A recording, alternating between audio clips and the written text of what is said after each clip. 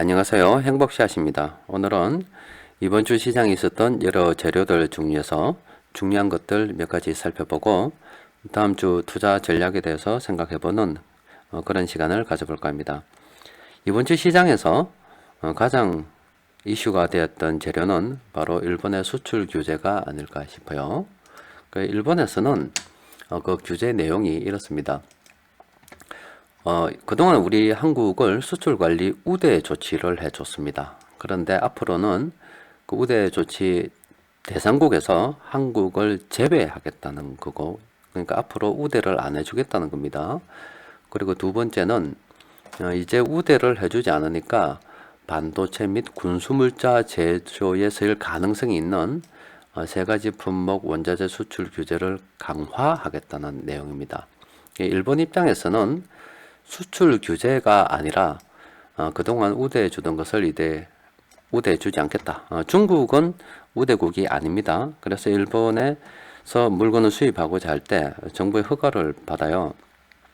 그래서 통상적으로 한 1개월 정도 되면 허가가 나서 수입을 할 수 있었다고 하고, 뭐 우리 한국 같은 경우는 일본에서 그동안 우대를 해줬기 때문에 일본에서 어떤 제품을 수입하고자 할 때 그냥 바로 수입할 수가 있었습니다.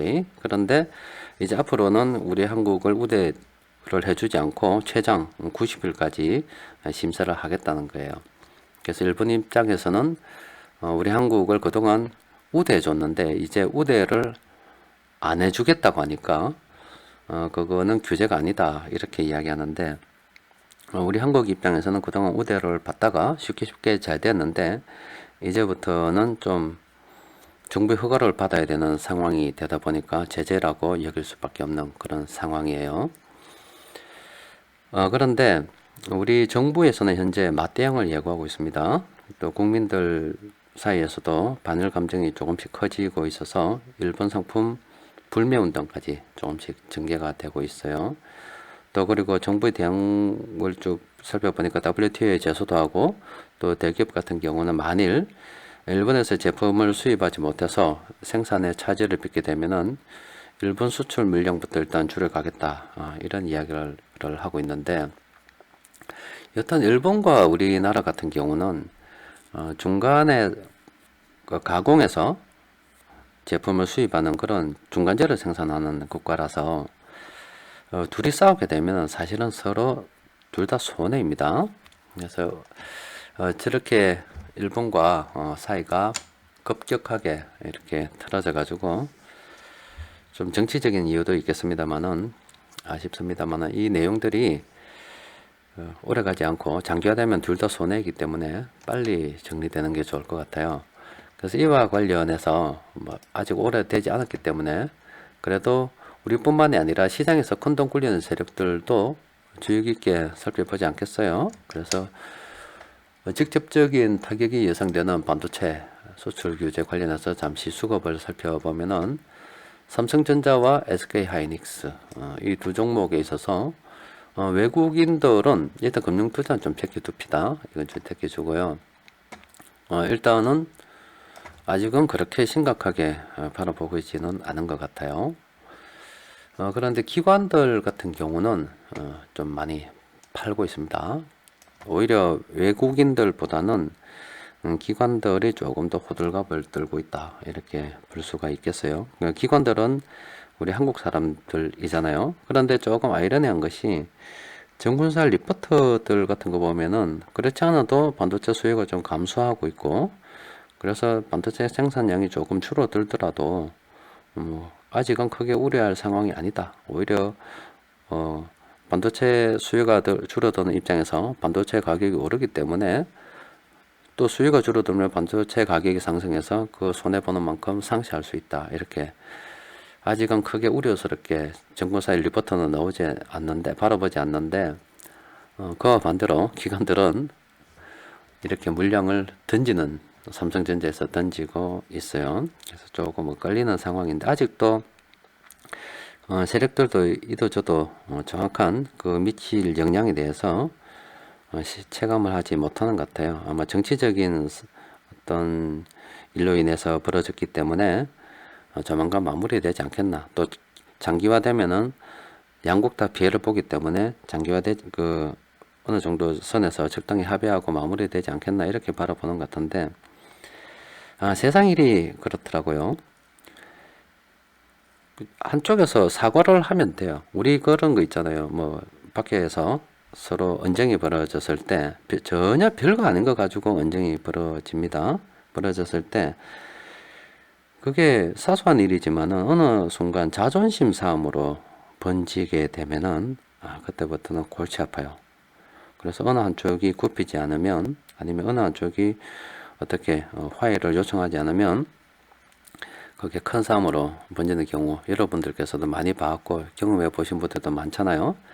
그래서 제가 조금 우려되는 것은 장기화되면 둘 다 손해이기 때문에 감정 싸움으로 번져서 자존심 싸움으로까지 나아가 가지고 서로 둘 다 피해 입는 그런 경우가 없었으면 해요. 일단은 상황이 진행 중이기 때문에 또 정치적인 일로 벌어진 거라서 해결이 언젠가는 되지 않겠나 봅니다만은 아직은 어떻게 흘러갈지 알 수 없어요.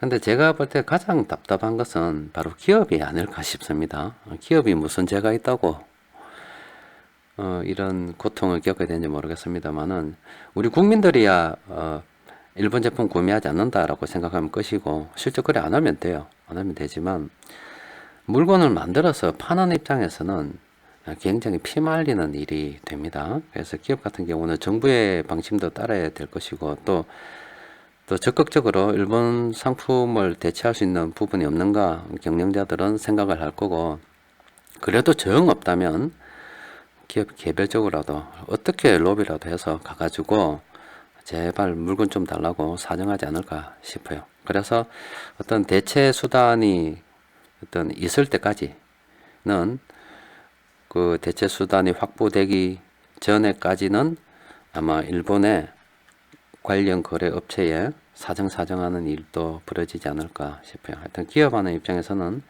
굉장히 갑갑한 일이 일단 생겼어요. 투자를 하는 입장에서도 굉장히 좀 갑갑해졌죠. 그래서 빨리 일본 관련해서 사건들이 마무리됐으면 좋겠는데, 어쨌든 현재로서는 좀 지켜봐야 되고, 감정 싸움으로 번져 자존심 싸움으로 번져서 더 확산되지 않기를 바랍니다. 이와 관련해서 계속 소식들이 나오면 장중에 여러분들께 언급해 드리도록 하겠습니다.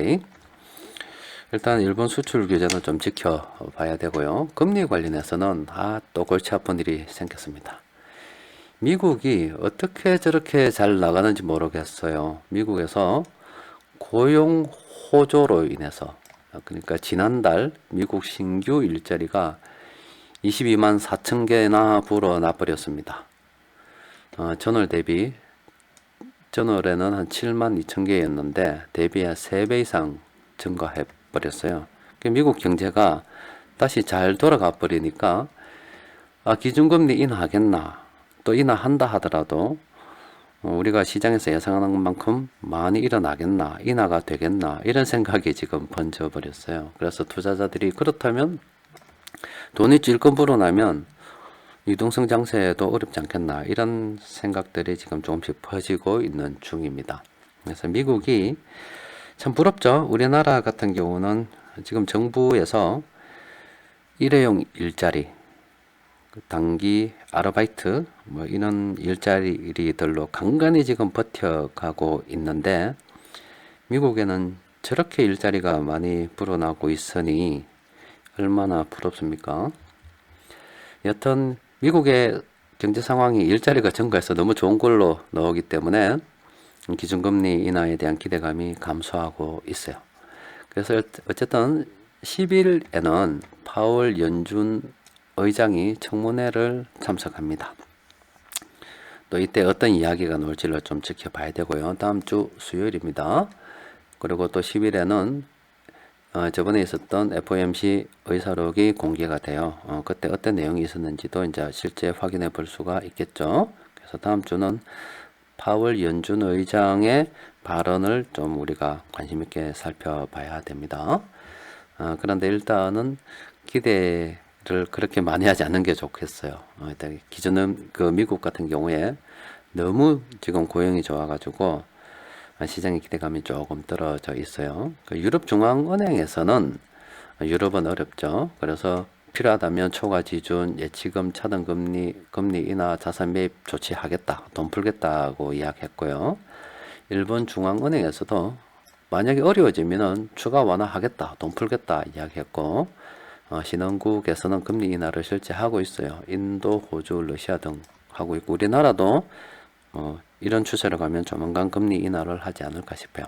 어쨌든 조금 시장에 찬물을 끼얹은 게 미국이 조금 나빠졌어야 되는데, 실제 금리 인하를 할 때까지 좀 나빠져야 금리 인하도 하고 참 좋은데, 갑자기 고용이 잘 나오는 바람에 찬물을 좀 끼얹은 건 있지만, 전반적으로 세계는 금리를 인하해서 시중에 유동성을 공급하는 쪽으로 일단 나아가고 있습니다.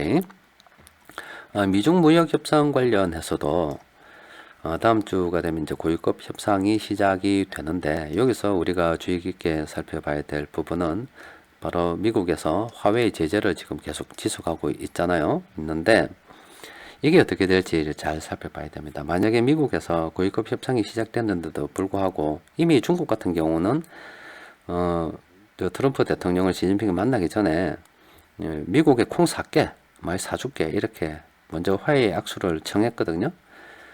그런데 미국은 아직 화웨이 제재를 계속하고 있어요. 그래서 협상되는 기간 동안에만 또 관세를 또 유예하기로 했거든요. 그래서 저 화웨이 제재가 만약에 고위급 협상 때 어느 정도 좀 보류가 되거나 좀 강도가 낮춰지지 않는다면 또 협상이 또 깨질 수도 있다는 우려가 있습니다. 그래서 미중 무역 협상 관련해서도 다음 주 시장 돈 흐름에 영향을 미칠 수가 있기 때문에 계속 관심을 가지고 살펴봐야 합니다. 세계 돈 흐름을 잠시 살펴보도록 합시다. 자, 세계 돈 흐름을 쭉 살펴보면은 일단은 유로화 같은 경우는 전반적으로 지금 이번 주에 세계 각국으로 흘러 들어가고 있는 그런 상황입니다. 그리고 달러 같은 경우는 유럽에서는 지금 달러가 빠져나오고 있고요. 아메리카 쪽으로는 달러가 들어가고 있습니다. 좀 들어가는 게 좀 약해진 것도 있고요. 아시아 쪽 같은 경우는 들어가는 국가도 있고 나오는 국가도 있고, 아직 달러의 흐름은 미국 고용지표가 너무 잘 나오고 하는 바람에 또 미국의 연준 관계자분들께서 금리 인하를 강력하게 시사하지 않는 바람에 지금 달러 흐름은 좀 허지부지가 되어버렸어요. 그런데 우리나라 같은 경우는 다른 나라에 비해서 물론 유럽하고 비슷하긴 합니다만은 위안부 요구가 우리나라가 많기 때문에 생각해보면 다른 나라에 비해서 달러가 굉장히 또 이번 주 유출이 좀 심했다, 최근 유출이 심했다고 볼 수가 있고요. 유로화 같은 경우도 좀 빠져나갔어요. 그래서 돈 흐름으로 본다 하면 지금 우리나라 같은 경우는 일본 수출 규제에 따라서 외국인들이 실제 삼성전자하고 저런 건 사고 있지만은 굳이 반도체 품목뿐만이 아니라 만약에 일본이 전면적으로 대응을 나서서 다른 품목들도 막 제한하기 시작하면 우리 시장에 영향을 받는다라고 일단 외국인들도 생각을 하는 부분도 있는 것 같습니다. 일단 외환시장에서 보면은 유로화는 세계적으로 들어가고 있지만 우리 한국은 유독 돈 흐름이 좋지 않습니다. 그리고 업종별 흐름을 잠시 살펴보면은 지금 우리 현재 시장에서 이번 주 돈 들어온 걸 살펴보면은 돈은 전기전자 쪽으로만 들어왔습니다. 전기전자 쪽으로 돈이 많이 들어왔고 금융투자도 뭐 이쪽으로만 들어왔고요. 나머지 업종들은 거의 뭐 돈이 잘 돌지 않았습니다. 그리고 기관 투자자들 같은 경우는 좀 얍실한 행동을 했죠. 증권사 보고서 같은 경우는 뭐 일본 관련해서도 뭐 큰 영향 없을 거다라고 이야기했습니다만은 자기들은 그래놓고 판다 이 말이에요. 이게 아주 기분 나쁜 거죠. 우리 주식 투자하다 보면은 증권사 리포트에 시장이 굉장히 좋다, 시장이 많이 올랐을 때 라고 이야기하면서 저거는 팔고 있고, 또 시장이 굉장히 떨어졌을 때 앞으로 더 떨어진다 하면서 저거는 사고 있고, 저렇게 시장에 나오는 뉴스와 돈의 흐름이 다를 때가 있어요. 기관들 같은 경우는 지금 이번 주 전반적으로 돈 일에 흘러가는 것을 보면 이번 주 시장에서 돈 흐름에 가장 큰 영향을 미쳤던 게 바로, 물론 뭐 외국인들 입장에서는 저 미국에서 금리 기준금리 인하에 대한 발언도 좀 약해진 관계로 인해서 유동성 장세를 좀 기대하기 어렵다 이런 쪽으로 봤겠지만, 우리나라에서는 일본 수출 규제가 그래도 가장 큰 이슈였는데 정부에서 대응한다고 하고 있고, 또 뭐 정보살 리포트에서는 크게 실망할 것이 없다 뭐 이런 뉴스들도 있고, 어떤 데는 뭐 우리 심각하다 이런 부분도 있지만, 돈 흐름을 봐서는 국내 기관 투자자들은 심각하게 바라보는 것 같아요. 지금 일본하고 빨리 해결해야 돼요. 제발 자존심, 쓸데없는 자존심 내세운다고 싸워서 피해보는 일이 없었으면 좋겠어요.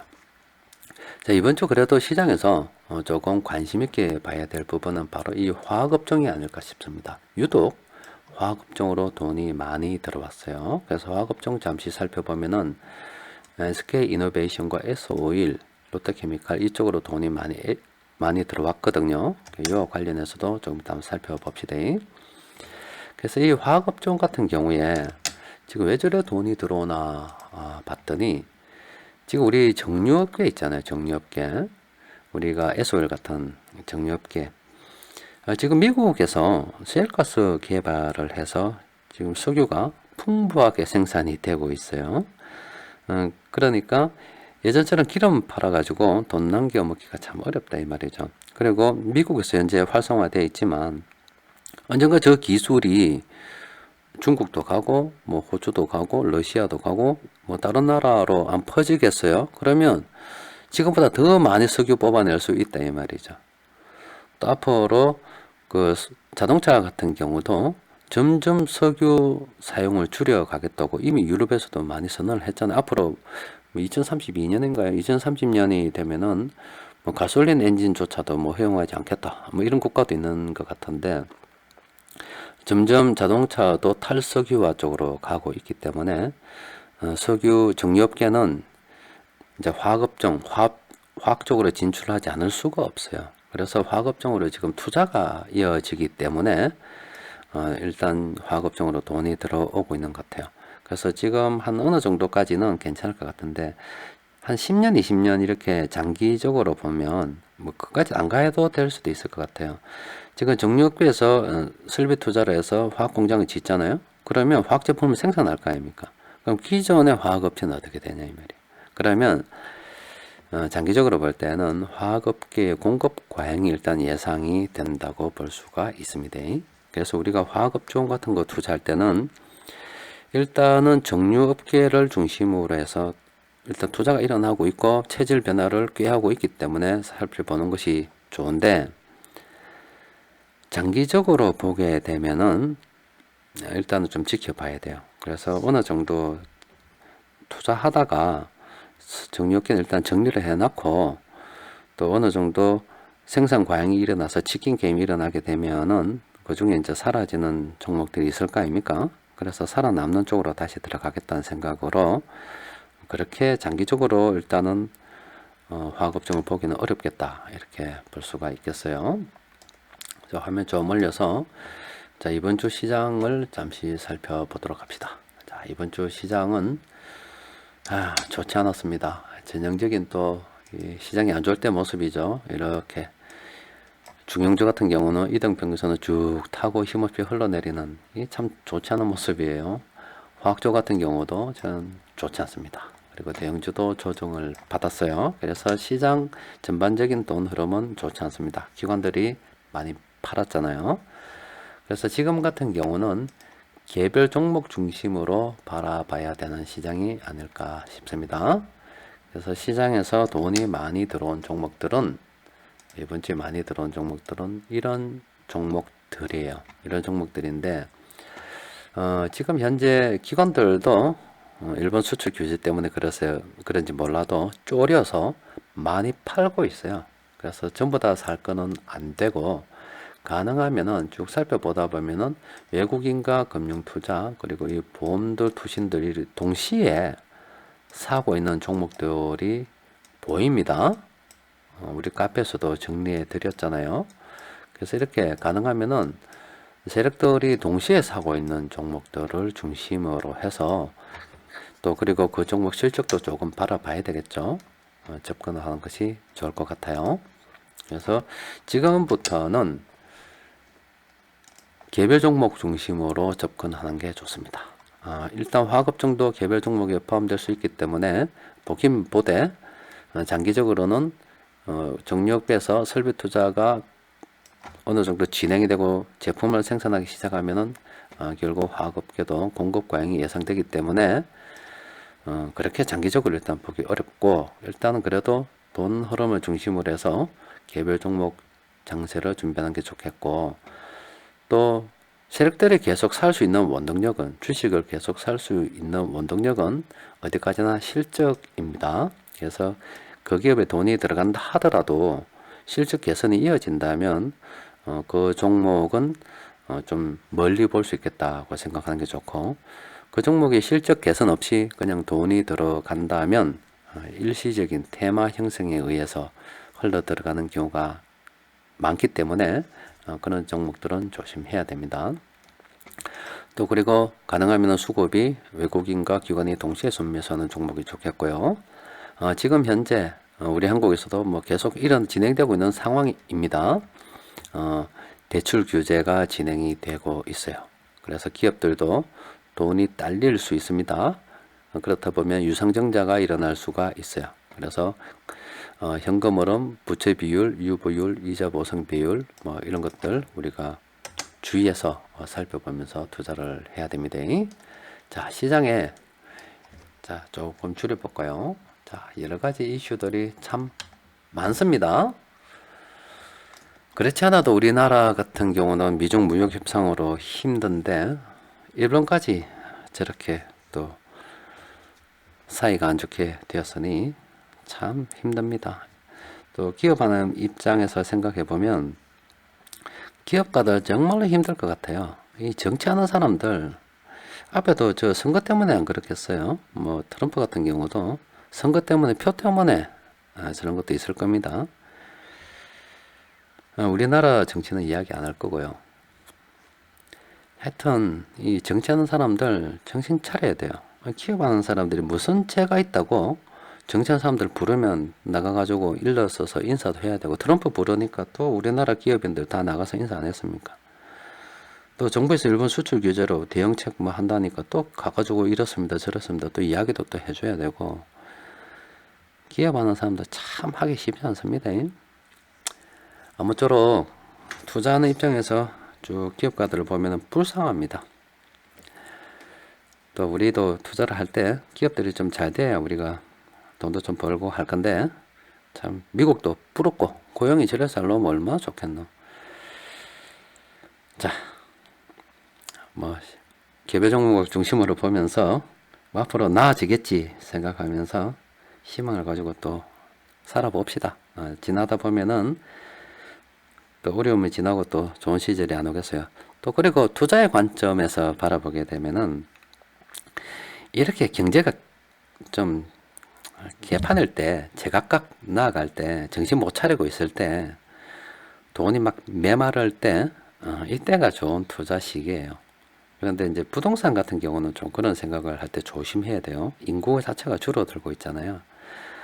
그런데 기업 같은 경우는 우리 이미 뭐 세계 시장으로 진출해 있기 때문에 한국에서 굳이 돈을 벌지 않아도 해외에서 돈을 벌 수 있지 않습니까? 그래서 앞으로는 제가 볼 때는 주식의 시대가 열릴 것 같아요. 그래서 여러분들 힘내시고, 지금까지 우리가 인구가 지속적으로 늘어가고 베이비붐 세대들이 사회에 진출해서 집이 필요하던 이런 시기, 또 우리 한국은 시장이 작아서 특수한 사정으로 인해 가지고 내수가 안 되면, 경기 침체가 일어났을 때 내수로 경기 부양이 안 되면 부동산을 이용해서 경기 부양했었던 측면도 있어요.